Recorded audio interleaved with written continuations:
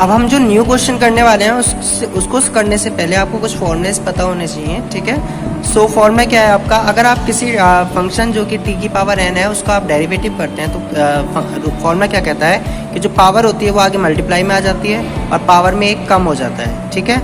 अगर आप उसी फंक्शन का और उसके ऊपर पावर 1 है डेरिवेटिव करते हैं उसके रिस्पेक्ट में, दैट मीन्स अगर आप डी ओवर डी टी करते हैं, आप टी का फंक्शन का डेरिवेटिव करते हैं विद रिस्पेक्ट टू टाइम, सो आपके पास यहाँ पर कितना आएगा, 1 आ जाएगा, ठीक है। समझने का तरीका सिंपल सा क्या है, डी टी कैंसिल होकर 1 आ जाएगा, ये केवल समझने के लिए है। अगर आप किसी कांस्टेंट का डेरिवेटिव करते हैं तो वो कितना आता है, 0।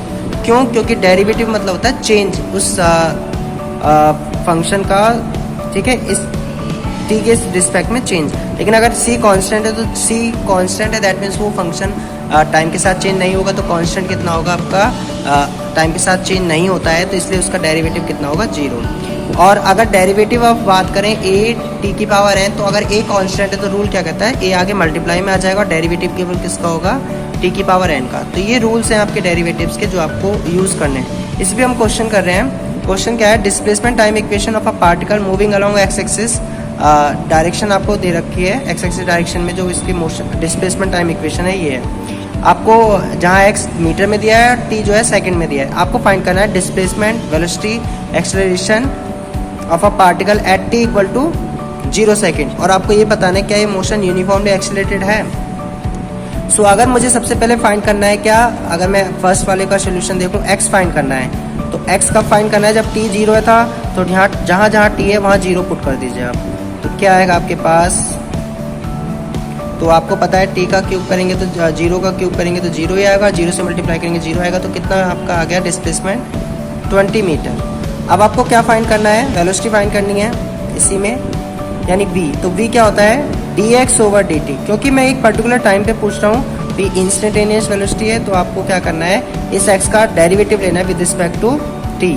सो कांस्टेंट 20 कांस्टेंट है, कांस्टेंट का डेरिवेटिव कितना होता है, अभी हमने थोड़ी देर पहले पढ़ा है ऊपर, 0, तो ये तो 0 हो जाएगा। अब इसका अगर हम डेरिवेटिव करेंगे तो रूल क्या कहता है, पावर आगे आ जाती है और पावर में एक कम हो जाएगा, that means T square minus, अब ये क्या है, ये कांस्टेंट है ना a, यहाँ पर 12 कांस्टेंट है, तो 12 का तो होगा नहीं, t का होगा, तो जब डेरिवेटिव ऑफ t करेंगे तो t का डेरिवेटिव कितना होगा, t के रिस्पेक्ट में 1, ठीक है। तो आपके पास ये आ गई इक्वेशन आ गई आपकी वेलोसिटी की 3t स्क्वायर माइनस 12। अब आपको किस टाइम पे फाइंड करना है, t इक्वल टू 0 सेकेंड पे, तो जैसे ही हम इसमें t की वैल्यू 0 पुट करेंगे तो v की वैल्यू कितनी आएगी, -12 मीटर पर सेकेंड, ठीक है। अब आपको क्या फाइंड करना है, एक्सेलरेशन। एक्सेलरेशन क्या होता है आपका, वो होता है rate of change of velocity, यानी dv ओवर dt। तो v कितना आया था, v यहाँ तक ये आया ना, ये v आपने निकाला, तो अब इसका दोबारा डेरिवेटिव करेंगे तो अगेन ये 2 पावर आगे आएगी, तो 3 × 2 कितना हो जाएगा, 60, 12 का डेरिवेटिव 0, तो ये आ गया 60। लेकिन आपको कौन से टाइम पे निकालना है, 0, तो 6 × 0 करेंगे तो अगेन एक्सेलरेशन कितना होगा उस टाइम पे, 0 मीटर पर सेकेंड स्क्वायर। अब उसमें क्या कहा है कि क्या ये मोशन यूनिफॉर्मली एक्सेलरेटेड है, आपको ये फाइंड करना है। तो अगर आप देखें एक्सेलरेशन में टाइम आ रहा है, अगर टाइम आ रहा है दैट मीन्स टाइम के साथ एक्सेलरेशन चेंज होगा। अब जब टाइम के साथ एक्सेलरेशन चेंज हो रहा है तो क्या वो यूनिफॉर्म होगा, तो आंसर क्या होगा, no, it is not uniformly accelerated, ठीक है, it is not uniformly accelerated. So इस तरीके से हम क्वेश्चन करेंगे। तो आपको यहाँ पर ये जो रूल्स हैं डेरिवेटिव वाले, ये आपको लर्न होने चाहिए। अगर आपको ये सीख गए तो आप इनको इजीली सॉल्व कर लेंगे, ठीक है।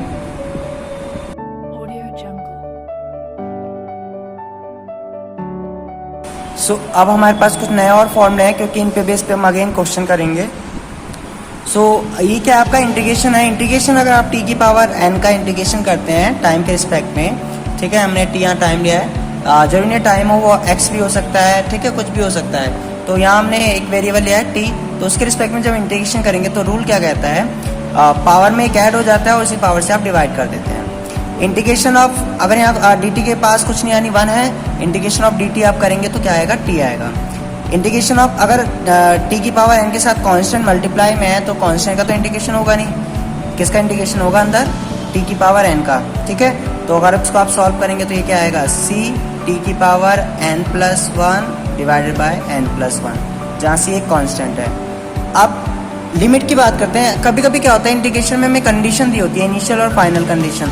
तो अगर सपोज करो इनिशियल और फाइनल कंडीशन दी हुई है ए और बी, तो अगर हम इसका इंटीग्रेशन करेंगे तो इंटीग्रेशन तो आपका ये होगा, लेकिन आप इसमें लिमिट कैसे पुट करते हैं, पहले हम अपर लिमिट को पुट करते हैं, फिर हम माइनस करके लोअर लिमिट को पुट करते हैं। यानी टी की जगह पे पहले अपर लिमिट आप रखेंगे, ठीक है, माइनस, फिर आप लोअर लिमिट रखेंगे ये वाली, ठीक है। सेम अगर डी टी होगा तो उसमें आप क्या करेंगे, अपर लिमिट पहले पुट करेंगे, फिर आपका लोअर लिमिट पुट करेंगे, तो ये आ जाएगा।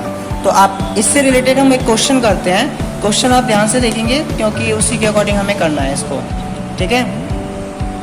क्वेश्चन है आपका, velocity time equation of a particle moving along a straight line is given by.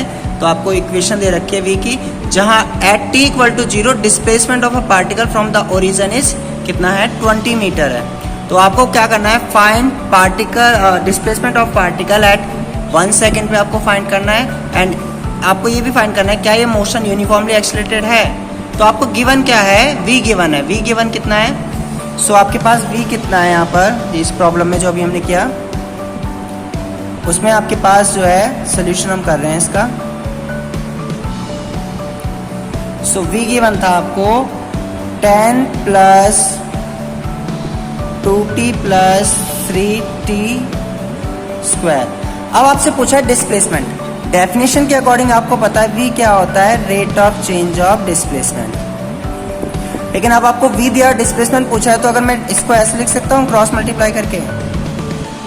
तो आपको डिस्प्लेसमेंट निकालना है, तो अब हम क्या करेंगे इस केस में, हम दोनों साइड क्या करेंगे, इंटीग्रेट कर देंगे, इंटीग्रेटिंग बोथ साइड, ठीक है, इंटीग्रेटिंग बोथ साइड्स। अब इंटीग्रेट जब हम करेंगे तो दोनों साइड जो फंक्शन है अलग अलग है, इधर ये x का फंक्शन है, इधर t का फंक्शन है। तो इस वाला इंटीग्रेशन को हम करेंगे x के रिस्पेक्ट में, और इधर वाले को हम करेंगे किसके रिस्पेक्ट में, इंटीग्रेशन t के रिस्पेक्ट में। लेकिन अब हमें इनिशियल कंडीशन दे रखी है क्या, कि यहाँ टाइम दे रखा है कि t इक्वल टू 0 पे डिस्प्लेसमेंट कितना है, 20 मीटर था। तो आपको वो टाइम फाइंड करना है जिस टाइम पे आपका डिस्प्लेसमेंट कितना हो जाएगा, कितना हो जाएगा डिस्प्लेसमेंट का, सॉरी आपको क्या है डिस्प्लेसमेंट फाइंड करना है, ठीक है, कब, t इक्वल टू 1 सेकेंड पे, यानी आपको कब फाइंड करना है, 1 सेकेंड पे। तो ये आपको x फाइंड करना है। सो सबसे पहले हम इंटीग्रेशन करेंगे, तो dx का इंटीग्रेशन अकॉर्डिंग टू फॉर्मूला अगर हम देखें x आएगा, सो यहाँ आ गया x, और लिमिट क्या होगी, लोअर से अपर, ठीक है, नीचे से ऊपर जा रहे हैं, लेकिन जब पुट करते हैं तो ऊपर वाली वैल्यू को पहले पुट करते हैं। इधर आप इंटीग्रेशन करेंगे, लेकिन इंटीग्रेशन में v में t, तो v का आप इक्वेशन जो है उसको पुट करेंगे। तो क्या इक्वेशन है, 10 plus 20t plus 3t square, ठीक है, dt। अब इंटीग्रेशन अगर हम करें यहाँ से तो आ जाएगा आपका अपर लिमिट पहले रखेंगे तो x, और लोअर लिमिट यानी कि माइनस। अब यहाँ से आप पुट करेंगे, इंटीग्रेशन करेंगे, तो dt की अगर यहाँ मैं मल्टीप्लाई करूँ तो 10 कांस्टेंट है, कांस्टेंट का तो होगा नहीं, किसका होगा, t का। तो t का इंटीग्रेशन क्या होगा, सॉरी dt का इंटीग्रेशन क्या होगा आपका, t। सो इसका इंटीग्रेशन अगर हम करेंगे तो आएगा 10t प्लस 2 तो कांस्टेंट है, t के ऊपर कुछ नहीं है, पावर 1 है, पावर में एक ऐड हो जाता है, आपको पता है फॉर्मूले के अकॉर्डिंग। तो कितना हो जाएगा, 2, और उसी पावर से डिवाइड कर देते हैं। ये कहाँ से आया, इस वाले फॉर्मूले से, ठीक है। सेम अब हम बात करेंगे, इसमें एक पावर है 2, तो 2 में एक ऐड हो जाएगा यानी 3, और 3 से ही डिवाइड कर देंगे। अदर क्या होगी, लिमिट अप, ठीक है, लोअर से अपर। सो आप वैल्यू पुट करें, सो अपर लिमिट पहले पुट करेंगे, तो जहाँ जहाँ t है वहाँ 1 पुट करेंगे, और फिर माइनस करके फिर 0 पुट करेंगे। तो ये आएगा 10 प्लस, ये तो t कैंसिल हो गया, यहाँ से 1 आएगा, प्लस यहाँ से 1 आएगा। तो डाउट, माइनस करेंगे, माइनस इस टर्म में देखें तो सब में t है, और t जैसे आप 0 लिखेंगे तो ये 0 हो जाएगा। तो x की वैल्यू आपके पास कितनी आ गई, ये हो गया 12, और 12 जब इस माइनस 20 को इधर ले जाएंगे तो प्लस हो जाएगा, तो कितना आ गया, 32 metre. This is your answer.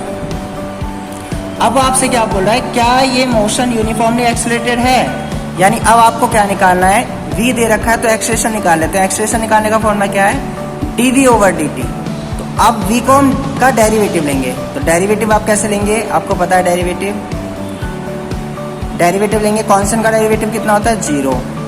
t का डेरिवेटिव मैं करूंगा तो कितना आएगा यहाँ से 1 यानी 2 आ गया यहाँ से, और ये आप इधर मल्टीप्लाई करेंगे तो कितना आएगा 6t। तो एक्सप्रेशन कितना है आपके पास 6t प्लस 2। ठीक है, क्या इस वाले इक्वेशन में टाइम है? बिल्कुल है।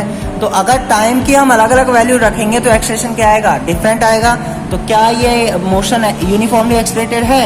नो, क्योंकि एक्सलेशन जो है वो टाइम के साथ चेंज होगा, क्योंकि यहाँ टाइम उसमें आ रहा है। अगर सपोज करो ये a की वैल्यू 2 आती, तो क्या इसमें अब टाइम है? नहीं, तब इसको हम कहते हैं यूनिफॉर्मली एक्सलेटेड। लेकिन अभी ये जो है यूनिफॉर्मली एक्सलेटेड नहीं है।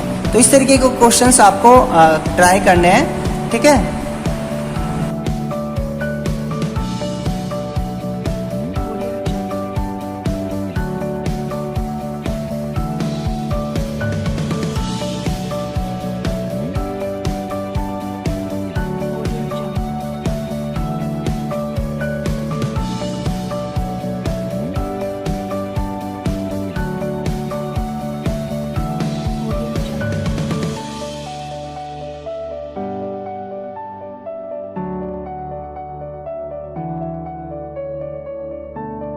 Audio Jungle.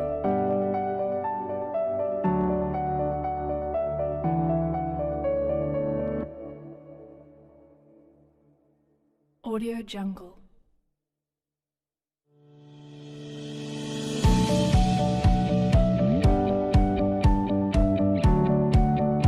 Audio Jungle.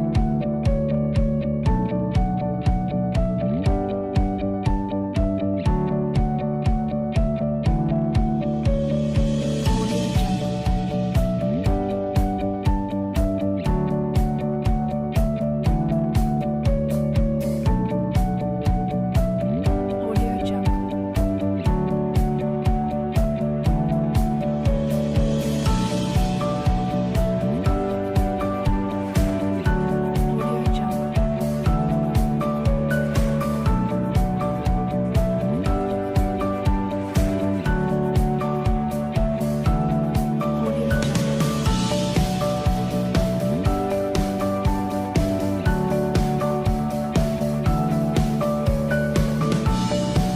Audio Jungle.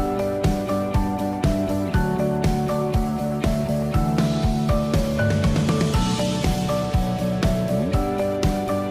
Jungle. Audio Jungle.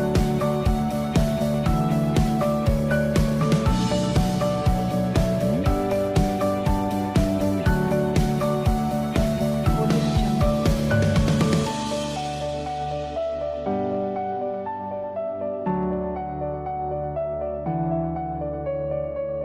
Audio Jungle.